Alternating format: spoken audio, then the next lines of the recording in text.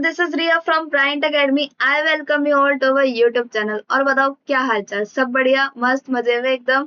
तो दोस्तों, last class के अंदर हमने स्टार्ट किया था chapter number 1, introduction to law and legal system in India, जिसके अंदर हमने ये देखा था कि जो लॉ है ये कहाँ से आया है, क्या होता है और क्यों बनाते हैं। इसके बाद में हमने डिस्कस किया था सोर्सेज ऑफ लॉ, जिसके अंदर सबसे जो इम्पोर्टेंट सोर्स था, जो हमारे लॉ का फाउंडिंग स्टोन है, वो क्या है, कॉन्स्टिट्यूशन ऑफ इंडिया है। यदि कोई लॉ कॉन्स्टिट्यूशन की कंफर्मिटी में नहीं है तो उसे हम क्या मानेंगे, वॉइड और इलीगल मानेंगे। उसके बाद में हमने डिस्कस किया था कस्टम्स, जो कि क्या है, पुराने रिवाज, बहुत पुराने टाइम से चले आ रहे हैं, जिन्हें आज भी लोग सही मानते हुए फॉलो कर रहे हैं। तो उन्हें भी यहाँ पे as a source of law माना गया है, उन्हें एज ए वैलिड लॉ माना गया है। उसके बाद में हमने डिस्कस किए थे जुडिशियल प्रेसिडेंट। जो भी केसेस सुप्रीम कोर्ट के अंदर आते हैं, जो सुप्रीम कोर्ट उन पे जजमेंट देता है, वो लोअर कोर्ट्स के ऊपर बाइंडिंग होते हैं और वो as a source of law यहाँ पे इंक्लूड किए गए हैं। उसके बाद में हमने डिस्कस किए थे ऑर्डिनेंस एंड रेगुलेशन। ये क्या होते हैं कि जो प्रेसिडेंट है और जो गवर्नर है, उनको पावर दी गई है कि जब भी सेंट्रल गवर्नमेंट या फिर स्टेट गवर्नमेंट सेशन में नहीं होंगे, तो प्रेसिडेंट और गवर्नर क्या कर सकते हैं, टेम्पररी लॉज लेकर आ सकते हैं। इसके बाद में हमने जो हमारा जस्टिस का, जो इंडियन इंडिपेंडेंस से पहले जो जुडिशियल सिस्टम था, मतलब जस्टिस किस तरीके से प्रोवाइड किया जाता था, ये देखा था कि जब राजा महाराजा थे तो वो जस्टिस किस तरीके से करते थे। फिर जब मुगल्स आ गए थे तब वो किस तरीके से जस्टिस प्रोवाइड करते थे। उसके बाद में जब ब्रिटिशर्स आए थे, ब्रिटिशर्स किस तरीके से जस्टिस प्रोवाइड करते थे, और अब जो हमारा करंट सिस्टम चल रहा है उसमें जस्टिस किस तरीके से प्रोवाइड किया जाता है। तो ये सब हम लास्ट क्लास के अंदर डिस्कस कर चुके थे। अब हम आगे बढ़ते हैं। अब डिस्कस करते हैं लेजिस्लेशन। लेजिस्लेशंस क्या होते हैं कि जितने भी सेंट्रल गवर्नमेंट और स्टेट गवर्नमेंट लॉज लेकर आती हैं, जितने भी laws central government state government बनाती है, उन्हें भी यहाँ पे as a source of law include किया गया है। उन्हें ऑल स्टैट्यूट्स भी बोलते हैं। स्टैट्यूट्स का मतलब ही क्या होता है, लॉ होता है। अब ये जो गवर्नमेंट है, ये लॉ बनाती कैसे है, गवर्नमेंट को लॉ बनाने की पावर दी किसने है। तो गवर्नमेंट को जो लॉ बनाने की पावर दी गई है वो कॉन्स्टिट्यूशन के आर्टिकल 245 के अंदर दी गई है। भाई, हमने देखा था कि जो भी चीजें यहाँ पे लॉ में लिखी गई है, इसकी पावर कौन देता है हमें, कॉन्स्टिट्यूशन ही देता है। ऐसे कोई भी लॉ नहीं बना सकता है। लॉ बनाने की पावर किसने दी है, कॉन्स्टिट्यूशन ने दी है। और लॉ कैसे बनाया जाएगा, ये प्रोसीजर भी कौन बताता है, कॉन्स्टिट्यूशन ही बताता है। अब हमारी कंट्री के अंदर जो स्ट्रक्चर यहाँ पे फॉलो किया जाता है, वो फेडरल सिस्टम फॉलो किया जाता है और यूनिटरी फीचर के साथ में फॉलो किया जाता है। इसे हम क्वाजी फेडरल सिस्टम भी बोलते हैं। इसे हम क्या बोलते हैं, इसे हम क्वाजी फेडरल सिस्टम भी बोलते हैं। ये क्या होता है फेडरल सिस्टम, फेडरल सिस्टम के अंदर क्या होता है कि जो रेस्पॉन्सिबिलिटीज है गवर्नमेंट की, उसको डिवाइड किया गया है। अब रेस्पॉन्सिबिलिटीज को डिवाइड करने की जरूरत हमें क्यों पड़ी है, भाई हमारी इतनी बड़ी कंट्री है, इतनी ज्यादा यहाँ पे पॉपुलेशन है, इतने सारे अलग अलग डिपार्टमेंट है, तो उन्हें कोई एक पर्सन कंट्रोल नहीं कर सकता है, उन्हें कोई एक पर्सन अच्छे से मैनेज नहीं कर सकता है। इसीलिए क्या किया गया है, यहाँ पे रेस्पॉन्सिबिलिटी को डिवाइड किया गया है। जैसे कि इसे ऐसे समझो कि हमारा स्कूल है, वहां पे कितने सारे बच्चे पढ़ने के लिए आते हैं, वहां पे अलग अलग डिपार्टमेंट्स भी है, जहाँ पे जो स्कूल का मैनेजमेंट है वो कोई एक पर्सन अच्छे से नहीं मैनेज कर पाएगा। तो स्कूल के अंदर जो सुपीरियर अथॉरिटी होती है, वो या तो डायरेक्टर होते हैं या फिर प्रिंसिपल होते हैं। फिर वो अपॉइंट करते हैं वाइस प्रिंसिपल। उसके बाद में इंचार्जेस अपॉइंट किए जाते हैं, अलग अलग डिपार्टमेंट के लिए अलग अलग पर्सन अपॉइंट किए जाते हैं। और हर एक क्लास के लिए बच्चों को कंट्रोल करने के लिए टीचर्स अपॉइंट किए जाते हैं, जिससे कि सब्जेक्ट्स भी मैनेज हो सके और क्लासरूम भी मैनेज हो सके। इसी तरीके से हमारी गवर्नमेंट भी काम करती है। सुपीरियर अथॉरिटी होती है, वो होती है पीएम। पीएम के बाद में सीएम अपॉइंट किए जाते हैं। सीएम के साथ में जो अलग अलग मिनिस्टर्स हैं, अलग अलग डिपार्टमेंट के लिए अलग अलग मिनिस्टर्स अपॉइंट किए जाते हैं, जिससे कि जो हमारी कंट्री है, हमारी जो इतनी बड़ी कंट्री है, इसमें इतने सारे स्टेट्स हैं, और उसके स्टेट के अंदर भी अलग अलग डिपार्टमेंट है वो अच्छी तरीके से मैनेज हो पाए, जो इतनी सारी पॉपुलेशन है उन्हें अच्छी तरीके से कंट्रोल किया जा सके। इसीलिए हमारे यहाँ पे फेडरल सिस्टम को फॉलो किया जाता है। रिस्पॉन्सिबिलिटी को किस तरीके से डिवाइड किया गया है, स्टेट गवर्नमेंट और सेंट्रल गवर्नमेंट में डिवाइड किया गया है। अब ये जो स्टेट गवर्नमेंट है, स्टेट गवर्नमेंट काम कहाँ से करती है? स्टेट गवर्नमेंट को एक घर दिया गया है जिसे हम लेजिस्लेटिव असेंबली भी बोलते हैं। इस लेजिस्लेटिव असेंबली का नाम क्या है? विधानसभा। स्टेट गवर्नमेंट जितने भी रूल्स बनाएगी, जो भी काम करेगी, वो कहाँ से करेगी? विधानसभा से करेगी। विधानसभा के अंदर जो मेंबर्स होते हैं, इन्हें कौन लोग इलेक्ट करता है? इन मेंबर्स को हम ही लोग इलेक्ट करते हैं थ्रू वोट। हमारे यहाँ पे विधानसभा के जो इलेक्शंस होते हैं, फिर हम लोग वोट करके आते हैं ना, तो वो वोटिंग करने के बाद में जो भी मेंबर्स जीतते हैं, उन मेंबर्स को क्या बनाया जाता है? एमएलए बोला जाता है। वो क्या बन जाते हैं? एमएलए बन जाते हैं। और इन्हीं में से किसी एक पर्सन को यहाँ पे एज अ सीएम अपॉइंट किया जाता है। तो स्टेट गवर्नमेंट के जो इलेक्शन होते हैं, विधानसभा के जो इलेक्शन होते हैं, उसमें कौन अपॉइंट होते हैं? उसमें सीएम अपॉइंट होते हैं, chief minister of the state. अब स्टेट गवर्नमेंट जितने भी लॉज बनाती है वो उस रेस्पेक्टिव स्टेट के अंदर ही एप्लीकेबल होते हैं। तो ये जो आर्टिकल 168 लिखा है, ये बताता है कि जो स्टेट गवर्नमेंट है, इसके अंदर स्टेट लेजिस्लेचर के अंदर कौन कौन इंक्लूड है। तो स्टेट लेजिस्लेचर के अंदर जो सुपीरियर अथॉरिटी है वो गवर्नर है। और उसके बाद में क्या आती है? हमारी जो लेजिस्लेटिव असेंबली है वो आती है। मतलब सबसे सुपीरियर जो है वो गवर्नर है। उसके बाद में लेजिस्लेटिव असेंबली आती है जिसके अंदर सीएम अपॉइंट होते हैं। अब आगे बढ़ते हैं सेंट्रल गवर्नमेंट।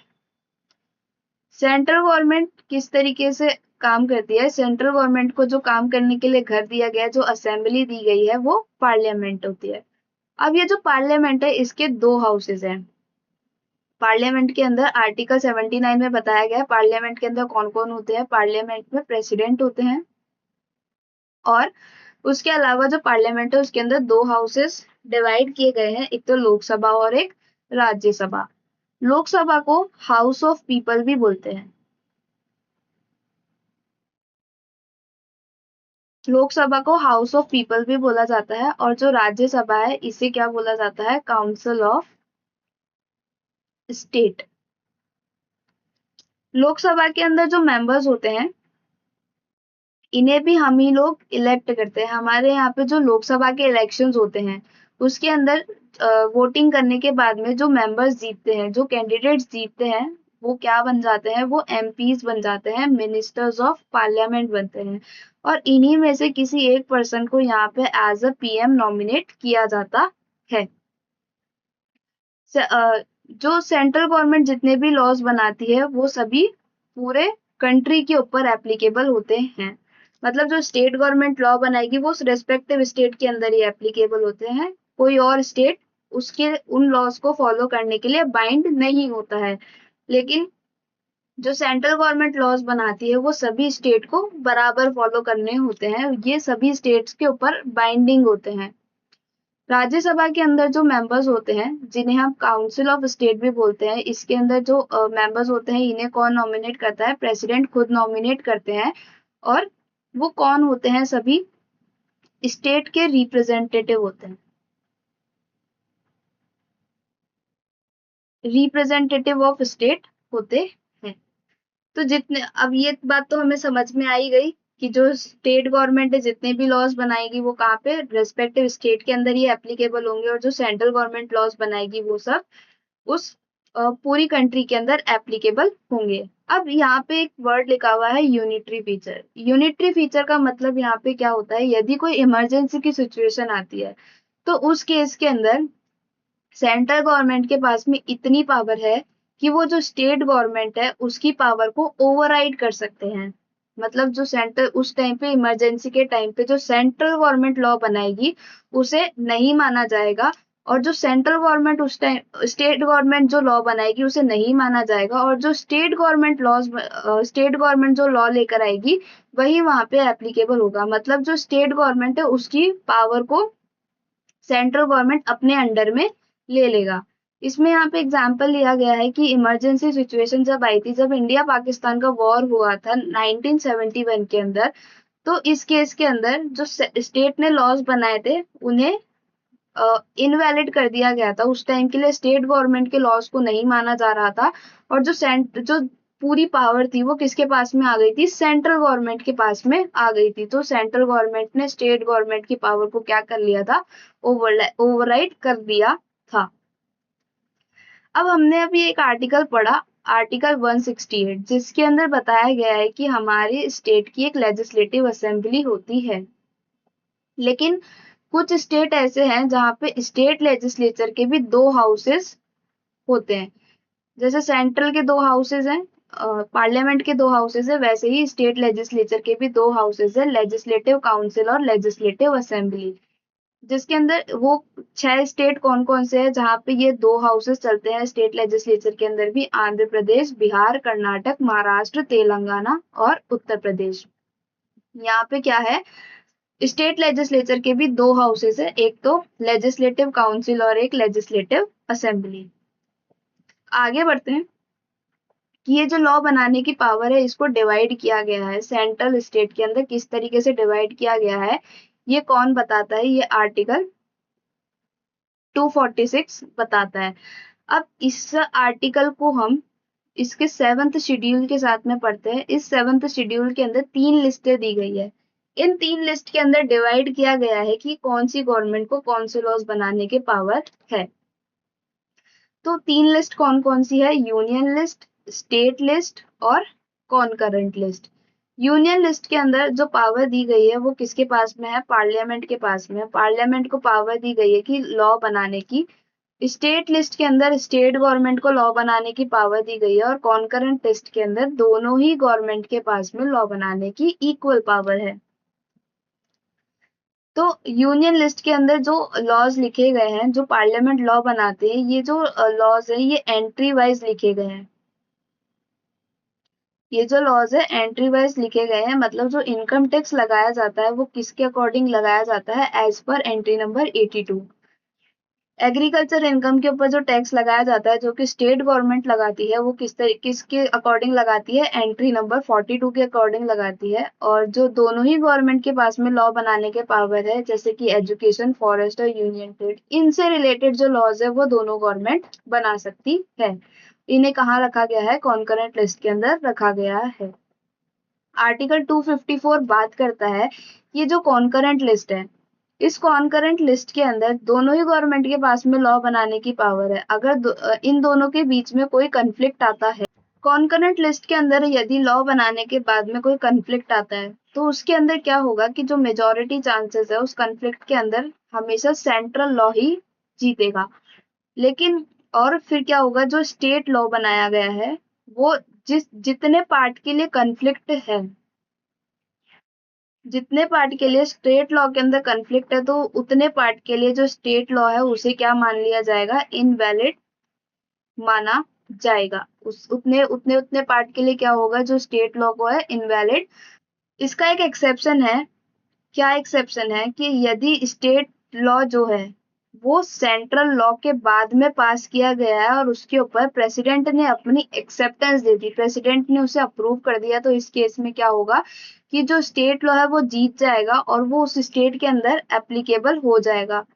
और इस फिर चाहे से ये जो लॉ है ये सेंट्रल लॉ के अगेंस्ट में ही क्यों ना जा रहा हो, लेकिन ये उस रेस्पेक्टिव स्टेट के अंदर एप्लीकेबल रहेगा। इसके अलावा जो आर्टिकल 368 है ये गवर्नमेंट को पावर देता है लॉ के अंदर चेंजेस करने की। पार्लियामेंट के पास में पावर है कि वो चाहे तो लॉ के अंदर अमेंडमेंट ला सकती है, चेंजेस कर सकती है, और इसी के साथ में उसका प्रोसीजर भी बताया गया है।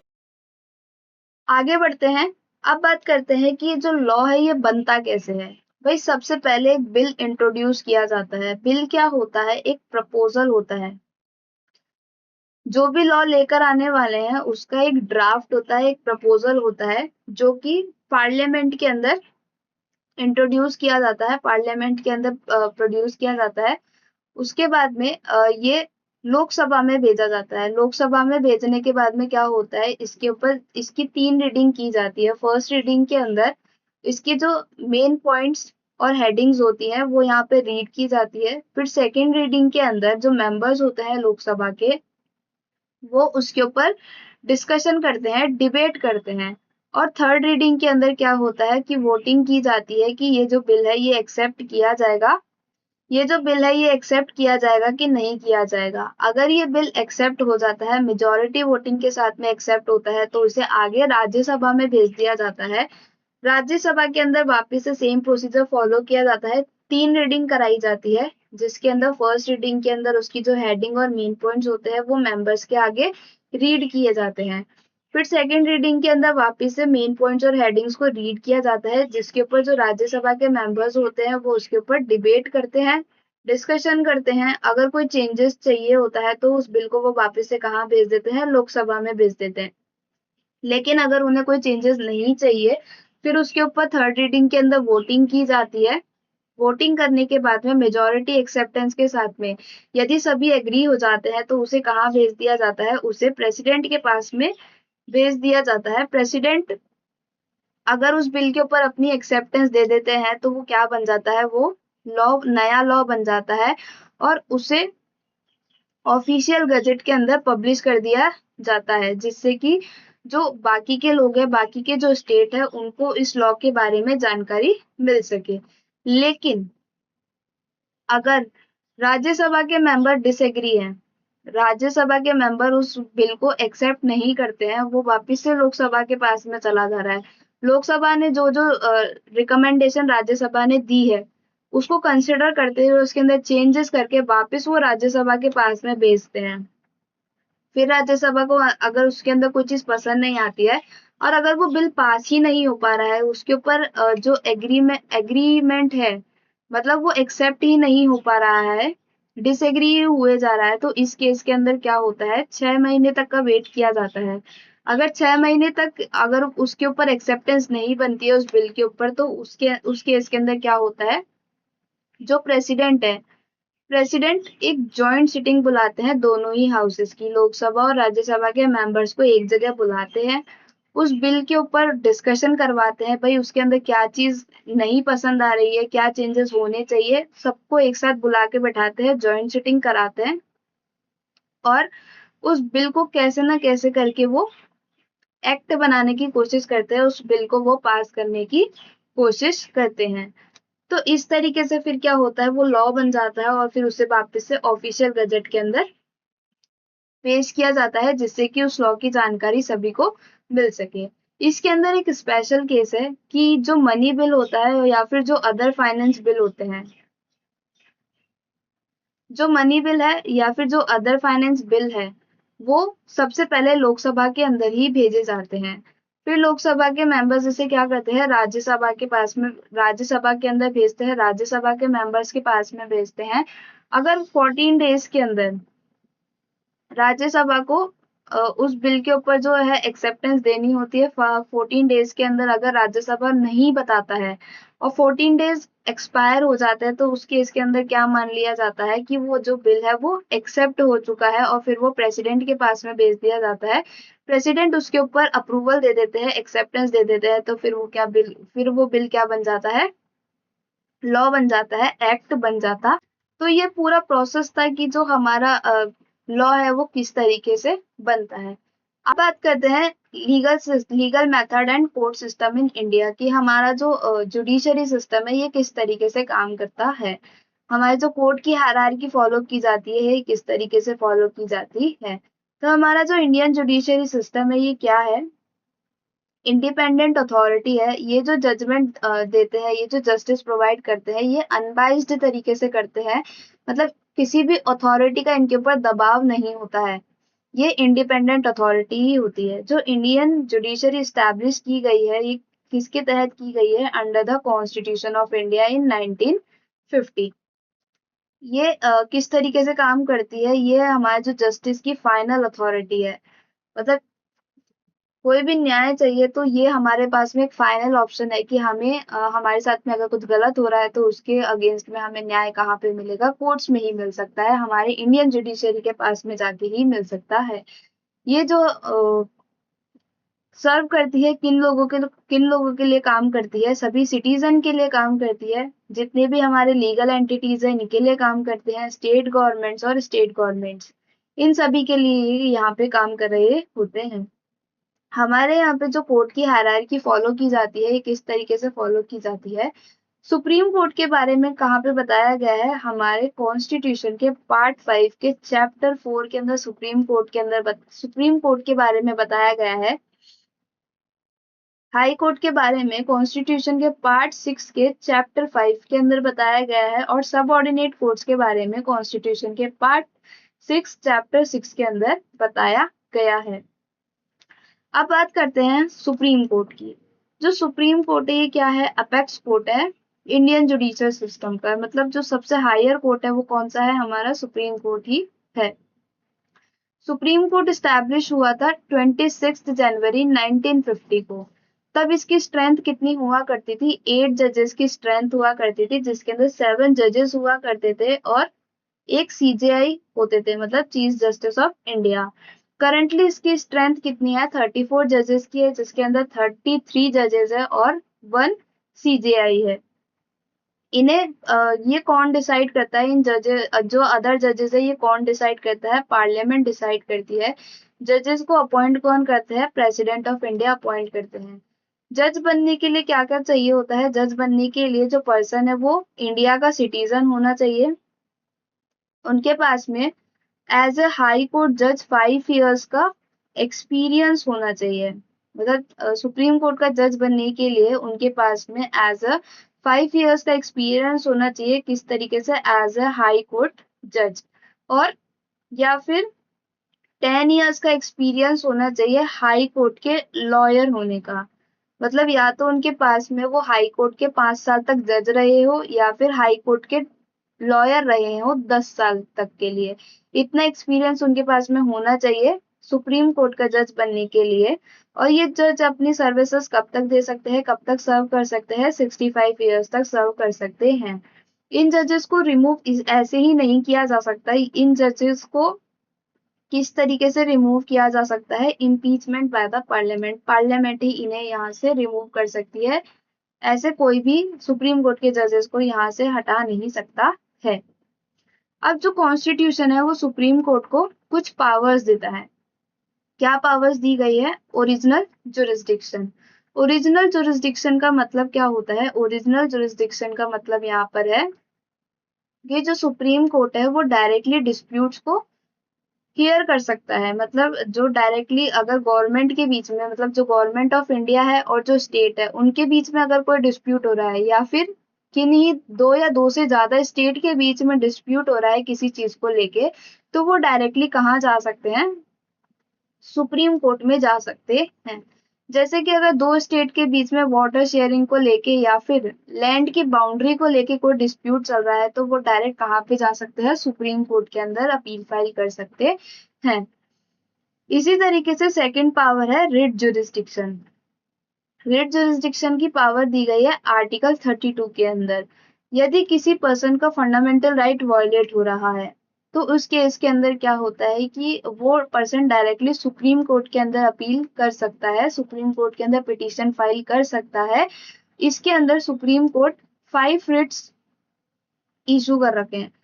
सुप्रीम कोर्ट ने कितने रिट्स इशू कर रखे हैं, यहाँ पे 5 रिट्स इशू कर रखे हैं। यहाँ पे 5 तरह के रिट्स कौन कौन से हैं, एक तो है हबीस कॉर्पस, एक है मैंडमस, दूसरा है प्रोहिबिटेड, चौथा है हमारे पास में सर्जरी, और पांचवा है हमारे पास में क्यो वारंटो। ये 5 तरह की रिट्स सुप्रीम कोर्ट यहाँ पे इशू करता है, जिससे कि अगर किसी का फंडामेंटल राइट वायलेट हो रहा है तो वो कहाँ पे जा सकता है, डायरेक्टली सुप्रीम कोर्ट के अंदर जा सकता है। ये जो 5 रिट्स है आप इंटरमीडिएट के अंदर पढ़ेंगे, डिटेल में पढ़ेंगे। इसके बाद में आगे बढ़ते हैं अपीलिएट जुरिस्डिक्शन। अपीलिएट जुरिस्डिक्शन का मतलब यहाँ पे ये है कि जैसे आपको लोअर कोर्ट या फिर हाई कोर्ट का डिसीजन समझ में नहीं आया, मतलब आपको जमा नहीं वो, तो उस केस के अंदर क्या कर सकते हैं, आपको लगता है कि जो हाई कोर्ट है या फिर जो लोअर कोर्ट है उन्होंने डिसीजन गलत दिया है, उन्होंने हर चीज को कंसिडर नहीं किया और यूं ही डिसीजन सुना दिया, आप उनके डिसीजन से सेटिस्फाइड नहीं है, तो इस केस के अंदर आप क्या कर सकते हैं, फाइनल कोर्ट में अपील कर सकते हैं। मतलब जो सबसे हाईएस्ट कोर्ट है, सुप्रीम कोर्ट में अपील कर सकते हैं, इनके डिसीजन के अगेंस्ट में उसको दोबारा से रिव्यू करवा सकते हैं।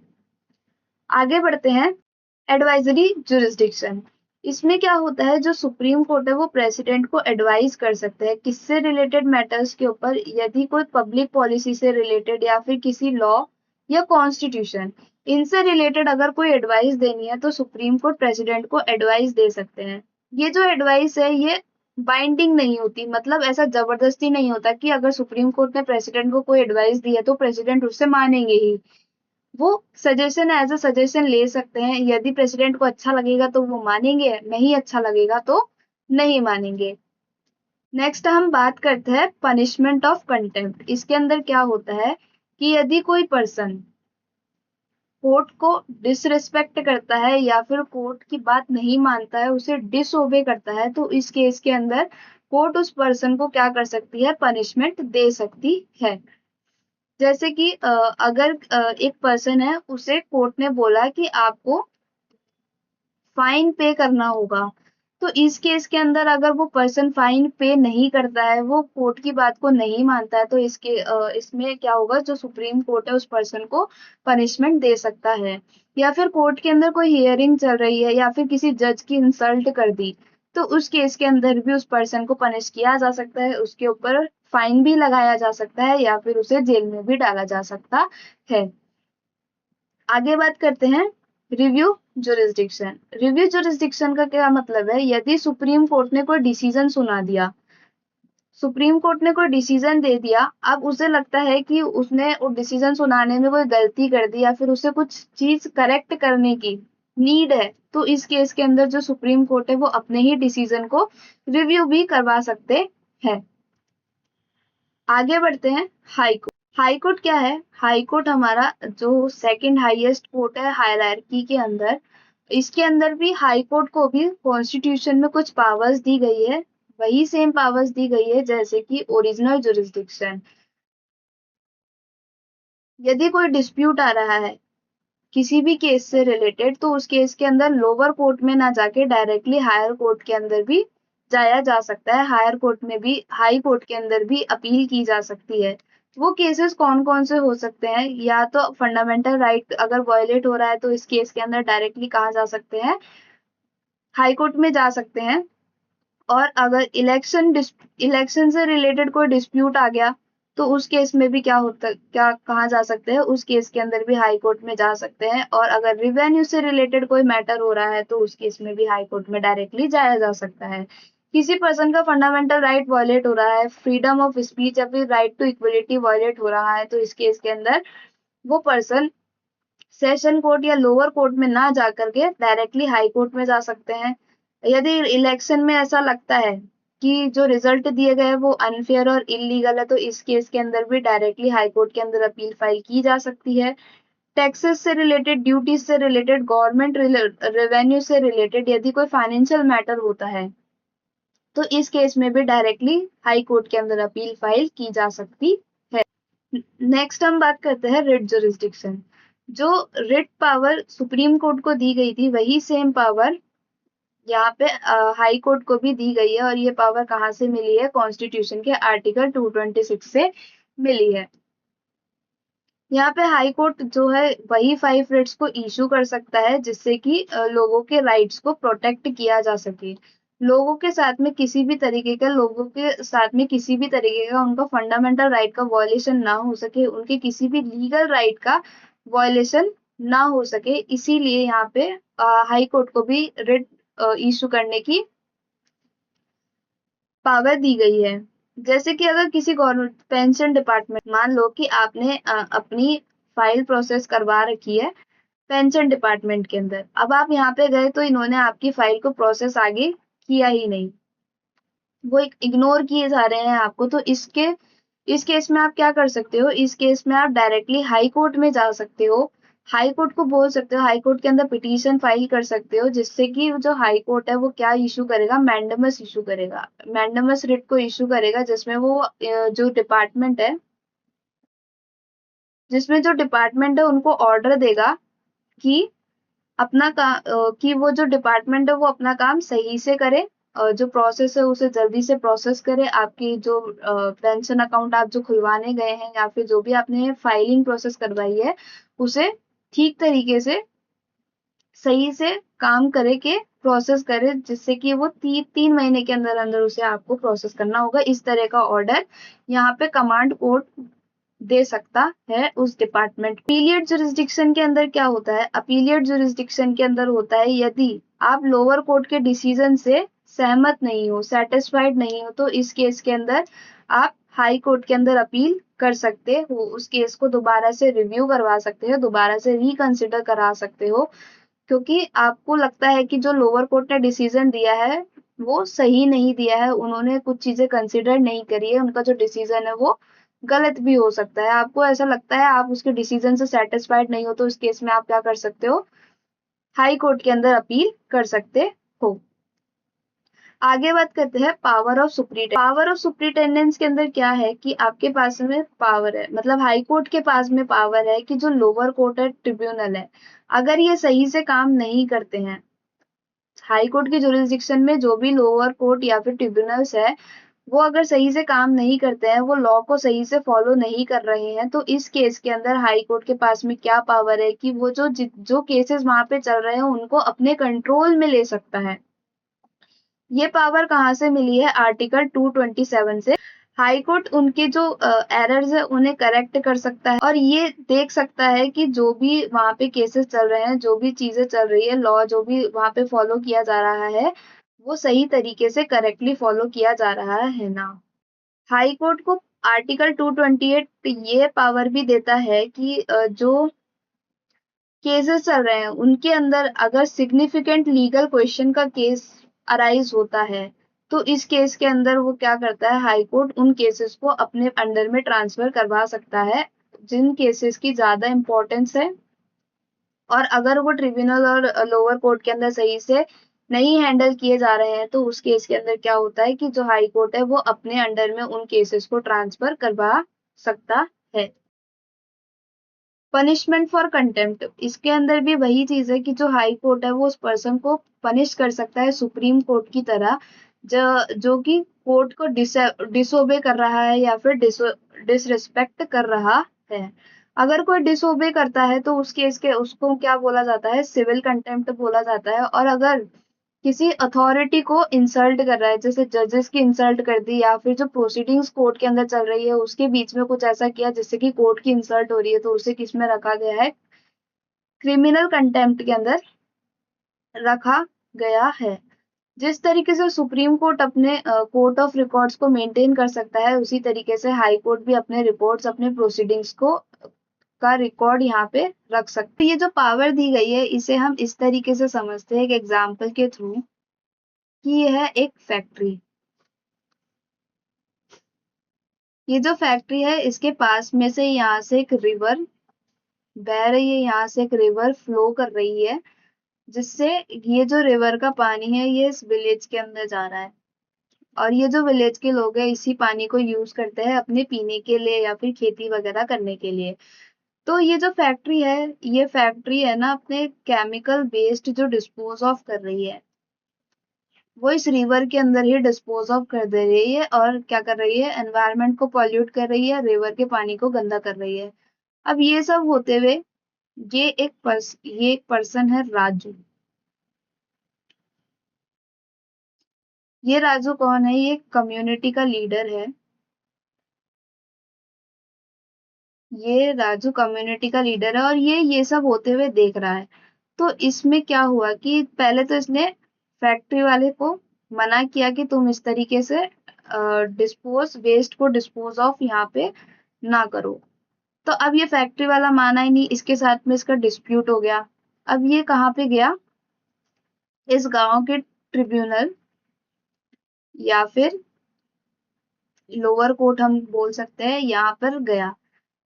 इसने यहाँ पे पिटीशन फाइल करी इस फैक्ट्री के अगेंस्ट में कि ये जो है फैक्ट्री जो है रिवर को गंदा कर रही है, एनवायरनमेंट को पॉल्यूट कर रही है, जिसकी वजह से जो गांव के लोग हैं वो बीमार हो जा रहे हैं।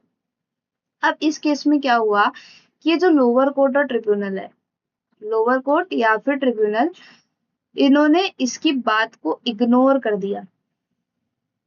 ये अपना काम ठीक से नहीं कर रहे थे। अब इस केस में क्या होगा, या तो ये राजू डायरेक्टली कहाँ चला जाए, हाई कोर्ट में चला जाए। हाई कोर्ट में गया तो इसने यहाँ पे पिटीशन फाइल करी, यहाँ पे ये केस गया हुआ था। तो अब जब ट्रिब्यूनल ने अपने इस काम को सही से नहीं किया, अपने जुरिस्डिक्शन में जो काम है सही से नहीं करा, लॉ को ढंग से फॉलो नहीं किया, तो इस केस को हाई कोर्ट ने क्या किया, अपने अंडर में ले लिया।